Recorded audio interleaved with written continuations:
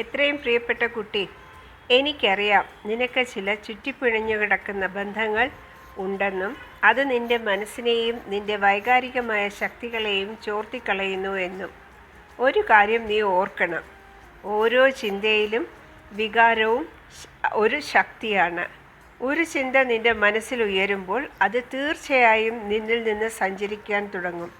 അതുപോലെ നിന്റെ മനസ്സ് വേറെ ചില ചിന്തകൾ സ്വീകരിക്കുകയും ചെയ്യും. അത് നിന്റെ ചിന്തകൾ ആയിക്കൊള്ളണം എന്നില്ല. നിന്റെ ശക്തിയെ സംരക്ഷിച്ചു വയ്ക്കാൻ, നിന്റെ ആന്തരിക ശക്തിയെ ശക്തിപ്പെടുത്തുവാൻ നിന്റെ ചഞ്ചല മനസ്സിനെ നീ മനസ്സിലാക്കി കൊടുക്കണം. നീ നിന്റെ ശരീരവും മനസ്സുമല്ല, നീ പരമാത്മാവിൻ്റെ ഒരു കണം ആണ് എന്ന്. ആ ചിന്ത നിന്റെ മനസ്സിൽ എപ്പോഴും വേണം. അതുകൊണ്ട് മനസ്സിൽ കൂടി കടന്നു പോകുന്ന ചിന്തകളെയെല്ലാം നിൻ്റേത് ആണ് എന്ന് നീ കരുതരുത്. ഇതു നീ പരിശീലിച്ചാൽ നിനക്ക് സമാധാനവും ആനന്ദവും ലഭിക്കും. ഇന്ന് നമുക്ക് രണ്ടുപേർക്കും കൂടി ഒരു നാരങ്ങ വെള്ളം കുടിക്കാം എന്ന് നിൻ്റെ ബാബ.